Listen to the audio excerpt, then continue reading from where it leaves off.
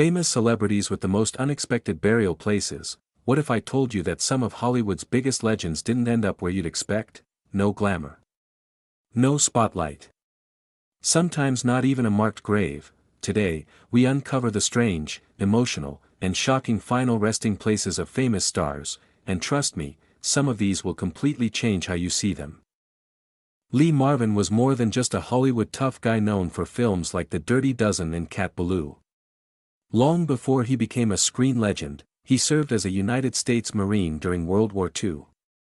He fought in the brutal Pacific Campaign, where he was seriously wounded in combat and awarded the Purple Heart for his bravery and sacrifice. This real-life military experience shaped both his personality and the intensity he later brought to his acting roles.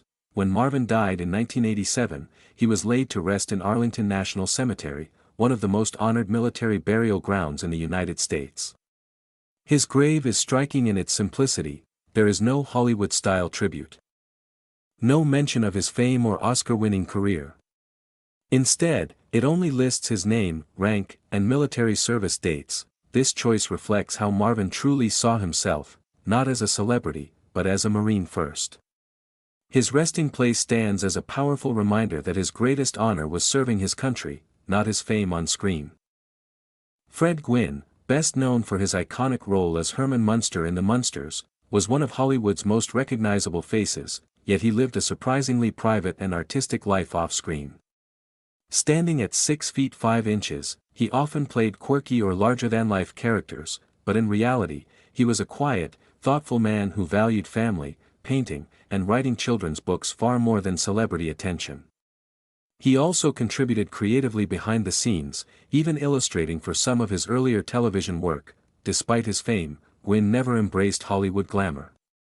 When he died in 1993, he was laid to rest in a small, unmarked grave at Sandy Mount United Methodist Church in Maryland. There is no grand tombstone or public monument marking his resting place, reflecting his lifelong preference for simplicity and privacy. Many fans visit the churchyard hoping to find a tribute, but his grave remains discreet and humble. In the end, Fred Gwynne's silent burial mirrors the man himself, talented, complex, and deliberately away from the spotlight. Marilyn Monroe, born Norma Jean Mortensen, became one of Hollywood's greatest icons through films like Gentlemen Prefer Blondes and The 7-Year Itch. But her burial story is almost as fascinating as her life itself.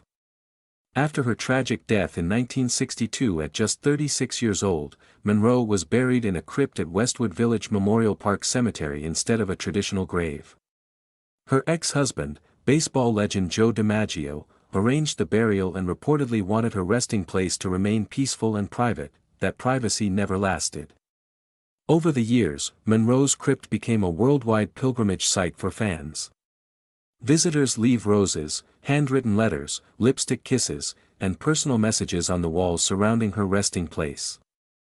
In one of Hollywood's strangest twists, Hugh Hefner purchased the crypt beside hers, hoping to spend eternity next to the woman who helped launch his magazine empire. Even decades after her death, Marilyn Monroe's grave remains one of the most visited and emotionally charged celebrity burial sites in the world. Groucho Marx was one of the most legendary comedians in entertainment history, famous for his quick wit, cigar, painted mustache, and unforgettable one-liners. As the leader of the Marx Brothers comedy team, he starred in classic films like Duck Soup and A Night at the Opera, becoming a symbol of old Hollywood humor. But even in death, Groucho managed to leave behind one final joke. When he died in 1977, his ashes were placed at Eden Memorial Park Cemetery. Unlike many Hollywood legends buried in glamorous mausoleums, Groucho's resting place is surprisingly simple and modest. What makes it unforgettable is the humor connected to his grave. A famous joke often linked to his epitaph says, "I'll be happy to raise you from the dead for a 10% finder's fee."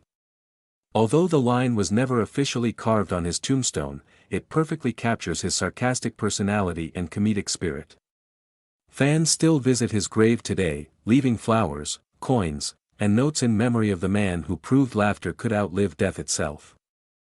Charles Bronson became one of Hollywood's most feared and respected tough guy actors through films like Death Wish and The Magnificent Seven. On screen, he played ruthless vigilantes and silent warriors, but his real life was far humbler than the characters he portrayed. Born Charles Buczynski to poor Lithuanian immigrant parents, Bronson worked in coal mines as a child before serving in the U.S. Army Air Forces during World War II, where he earned a Purple Heart for his service. Despite becoming an international movie star, Bronson avoided Hollywood's flashy lifestyle and valued privacy above everything else. When he died in 2003, he was buried in a quiet cemetery in Vermont near the rural home he loved. His grave is incredibly simple, marked only by a modest stone without any grand monument or Hollywood glamour. Fans expecting an elaborate memorial are often surprised by the peaceful simplicity of the site. In death, Bronson chose the same quiet strength that defined his personal life, far away from cameras, fame, and attention. Martha Raye was famous for her loud personality, enormous smile, and unforgettable performances in classic Hollywood comedies, earning her the nickname the Big Mouth. But behind the laughter was a woman deeply devoted to America's military. During World War II, the Korean War, and the Vietnam War, Raye traveled tirelessly to entertain U.S. troops through USO tours, often performing in dangerous combat zones where many celebrities refused to go. She didn't just sing and joke with soldiers, she also trained as a nurse and sometimes helped treat wounded troops during emergencies. Because of her extraordinary dedication, the military honored her with honorary ranks in both the Army and Marines. When she died in 1994, she received full military honors and was buried at Fort Bragg Main Post Cemetery. Her burial is incredibly rare because she became the only civilian woman allowed to rest among elite Special Forces soldiers.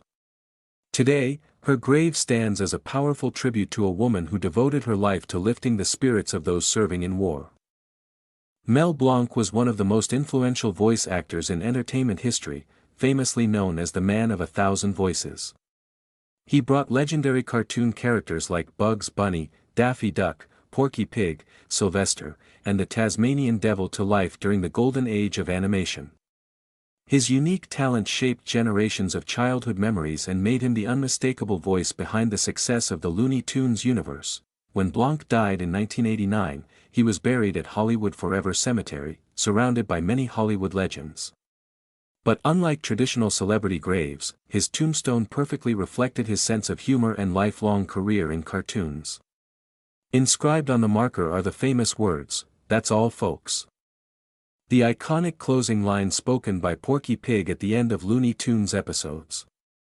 Fans from around the world visit his grave, often leaving flowers, cartoon drawings, coins, and handwritten notes.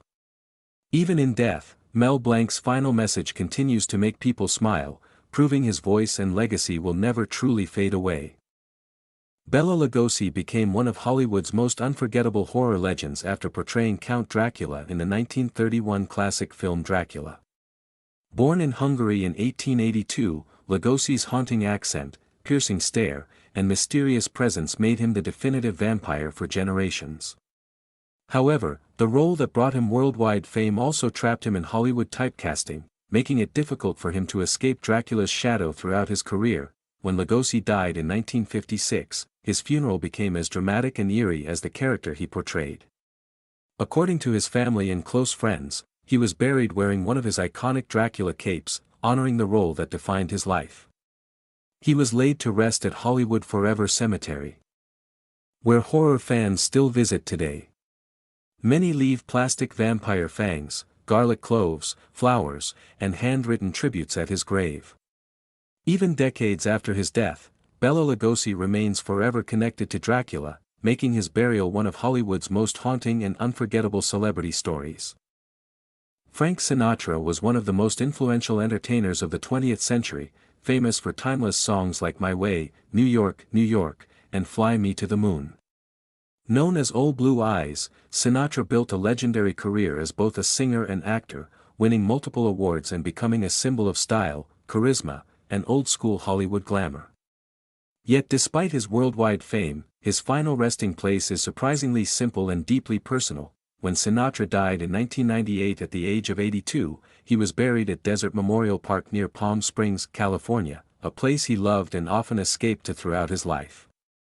His family placed several personal items in his coffin, including a bottle of Jack Daniel's whiskey, Camel cigarettes, a Zippo lighter, and rolls of dimes for payphones. His headstone bears the touching phrase, "The best is yet to come," referencing one of his most famous songs.